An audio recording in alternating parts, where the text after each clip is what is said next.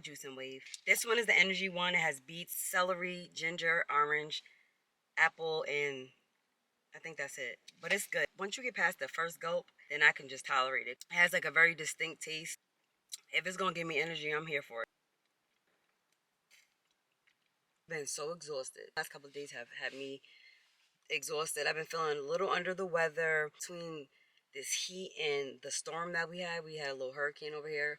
Let me know if you guys went through that as well. My family up north was calling me because they seen it on the news and they were worried. But we were good here. Nothing too crazy, just a lot of rain and some floods. But by the grace of God, we all good. I know what I'm doing right now while I'm sitting here, calm, cool, and collected. I'm doing an updated Q&A because it's been a minute, and why not? Life is always changing. We're always changing as people, and I know you guys want to know what's tea. Did a community post per usual. Some of you guys participate, some of you guys just be acting a little shady. What do I get for my birthday? Somebody asks, what ultimately is the best thing you'd like to see come from doing YouTube? The biggest thing I would like to see coming from YouTube is to inspire and uplift people. And I feel like with my channel, it's not just one niche. I think that kind of confuses a lot of people, or even YouTube's algorithm. Hence why I like to do variety, not just one category, but like diverse videos for everybody. If I can make you laugh, I can make you smile, I can make you even cry, or just be like, I felt that. That's a pat on the back for me. Do you work any jobs outside of YouTube? Yes, I know you've been doing the business launches outside of trying to sell your products. Is there any other job you'd be interested in? I haven't worked a regular 9 to 5 in about 4 years because YouTube has been my full-time job. But I will be 100% transparent. I'm getting a little stir crazy being home, doing YouTube, and not being out with like people in society. I'm a people person. I love to interact. And don't get me wrong, this is great. It's very fulfilling, but I feel like I'm missing, the socialization part, if that makes sense.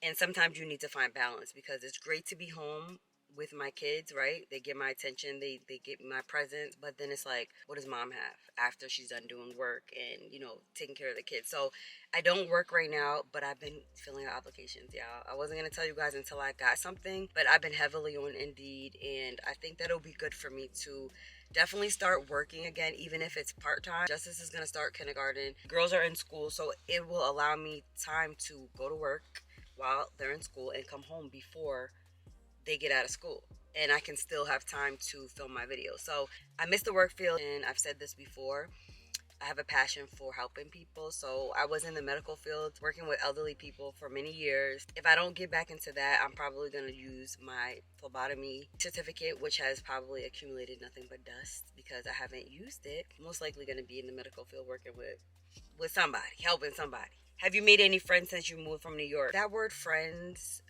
or friends is a very strong word.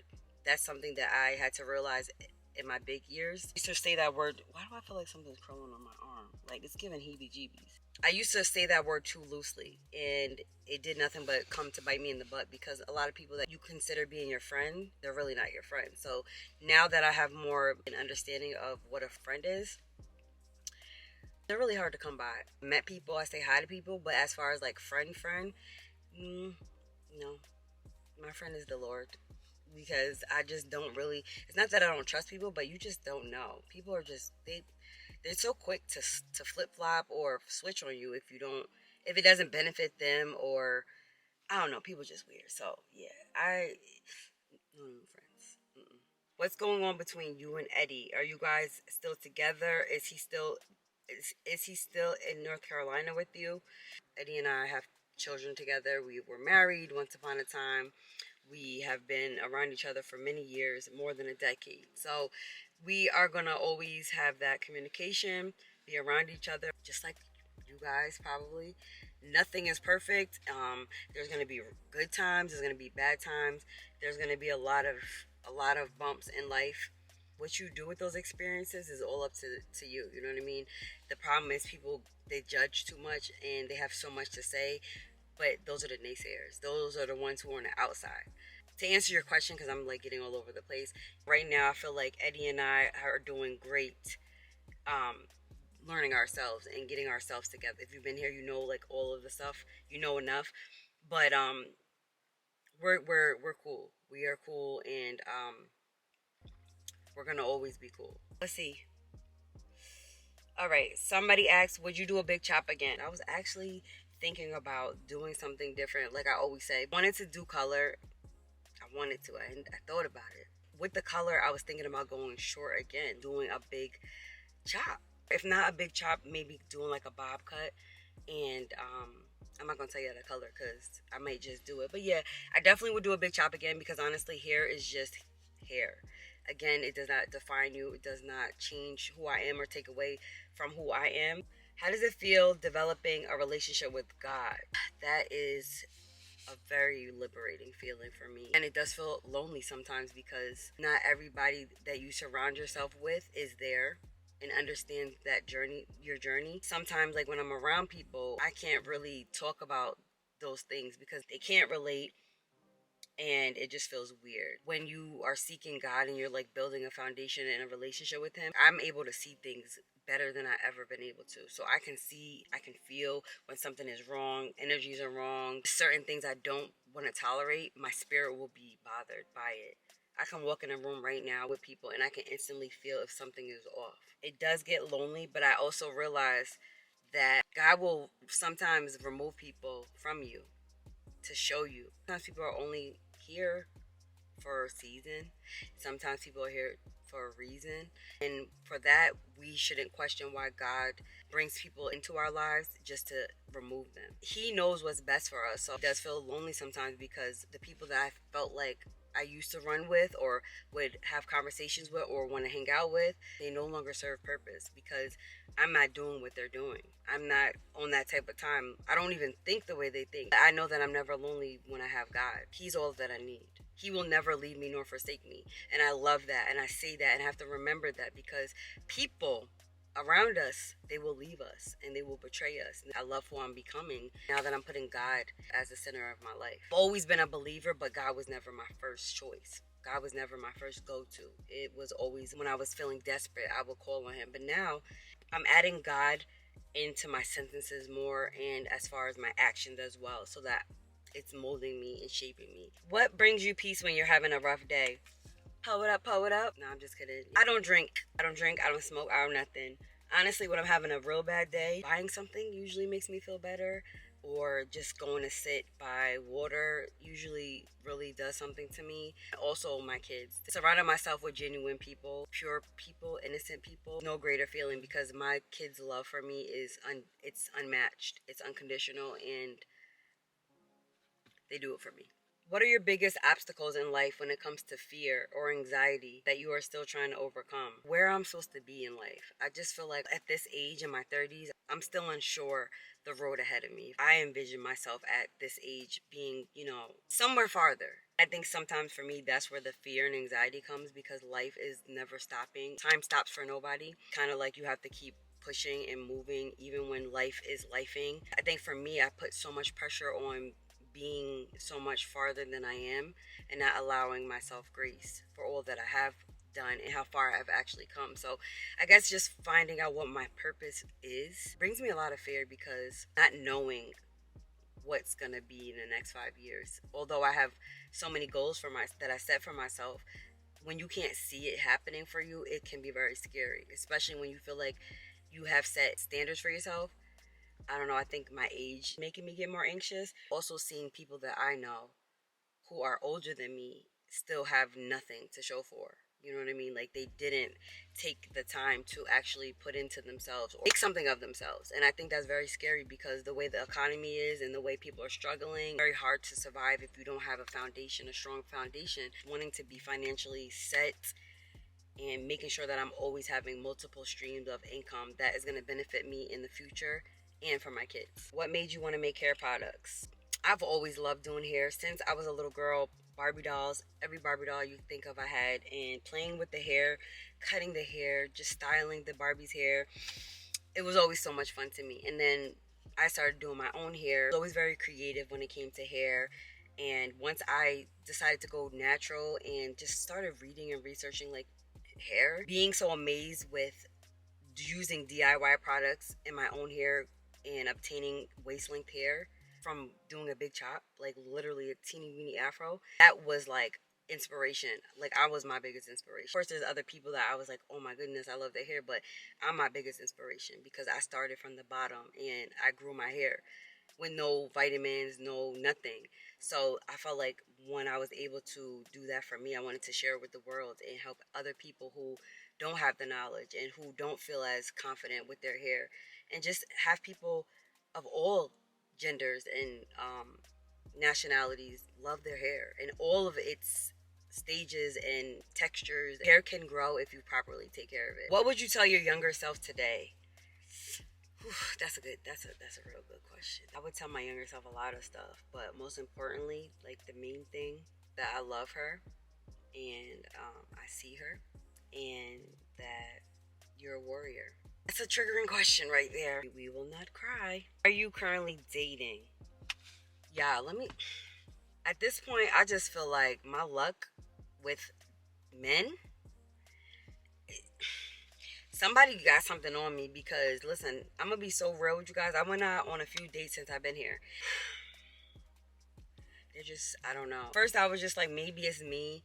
You know, I don't even remember dating. I've always been in long, monogamous relationships. Hell, I was in a marriage. So it's just like getting back out there in the world, it just felt really weird. Don't get me wrong, I wasn't being negative about it, because sometimes you can speak negativity into like the universe, trying to find the good and everything, but it seemed like maybe I'm just picky, or maybe I'm just not ready. Come to the realization that maybe it's just not my time right now, because it's okay to be by yourself. You have to be okay with being by yourself and not looking for somebody to give you that.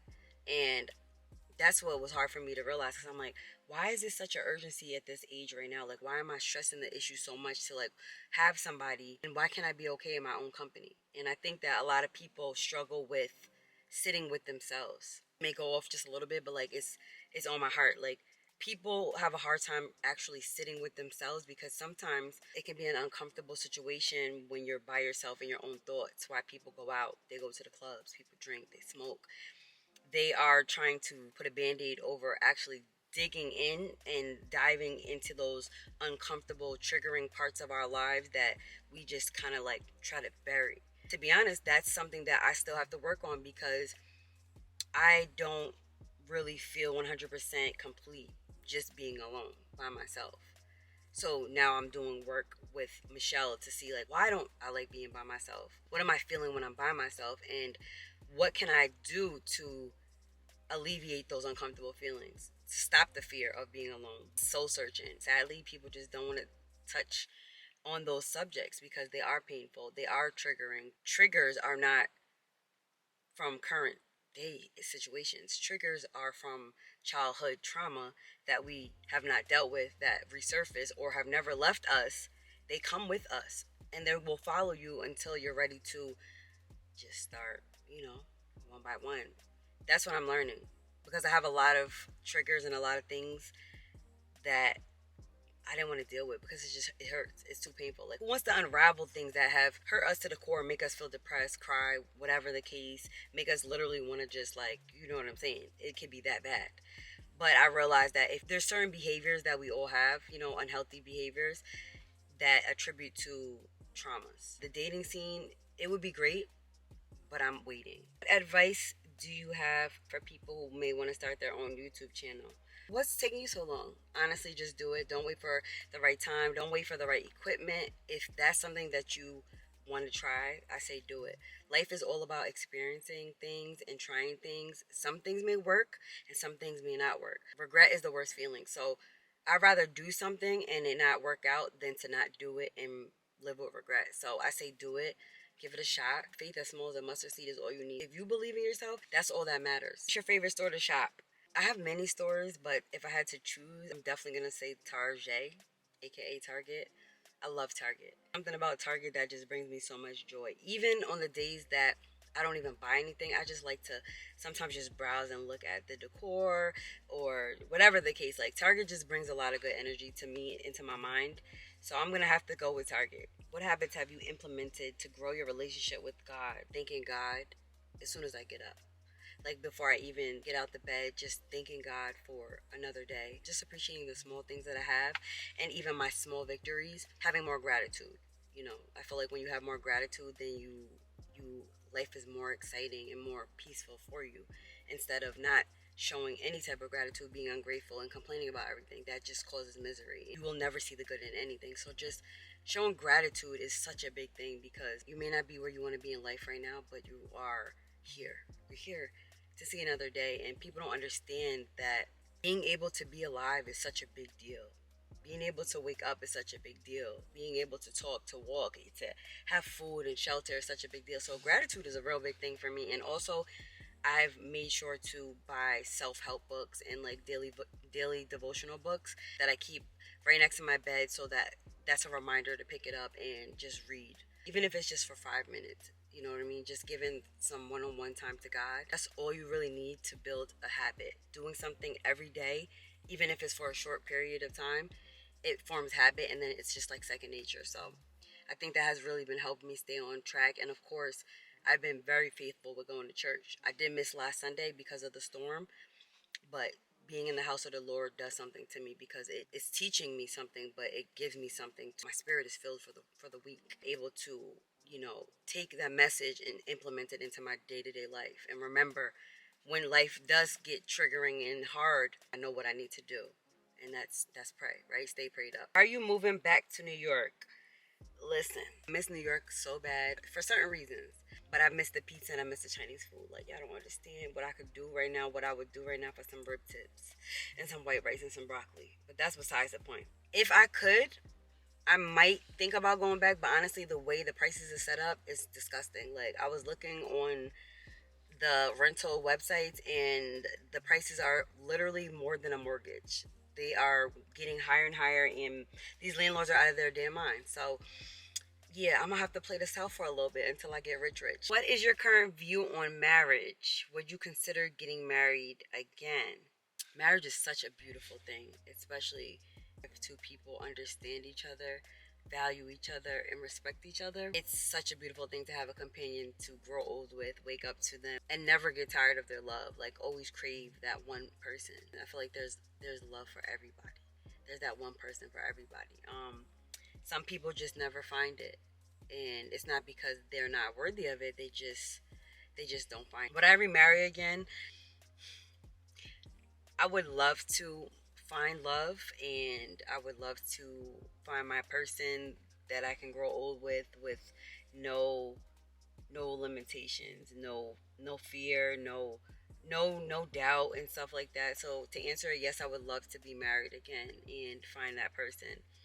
But I would be lying if I said I wasn't terrified of the what ifs, because of, things going wrong in my past. And I don't want to use my past experiences to, dictate what my future has, because then that's me just blocking my blessings. You can't block your blessings when God has them and puts them right in front of you. If it's meant for you, it's going to come to you. I'm open to marriage again. When you're a wife, you just know you're a wife. The last question is, what has this year taught you? This juice is causing me to have so much, I guess, reflux. I think it's a ginger. It's making me burp a lot. Focus on yourself. Stop trying to help everybody. People will drain you. People will rob you from your energy. People will try to steal your energy. Don't forget to pour into yourself, and don't let people try to suck the life out of you. When you see people are not reciprocating, or you see people are putting you in situations, or making you act out of character, having to second guess their intentions, that's when you know that you don't let them in again. Like, people gonna show you who they are. Eventually, God's gonna reveal it all to you. So this year has literally taught me to just take care of myself, and it's okay to be selfish sometimes. Because when you are selfless, people will take advantage of that, and people, again, will just take everything from you. And before you know it, you're just drained, burnt out, and you don't know how you got there, because your heart is just so big. Person that always tries to help people before I help myself. And sometimes that's not conducive to my well-being, because then I have nothing else left to give to myself. Put yourself first on the priority list. Don't feel bad if you can't do it or help somebody else. I'm done. That's it for the Q&A. I hope you guys enjoyed. Don't forget to like, comment, and subscribe, and I'll see you in another upload. Simply Michelle.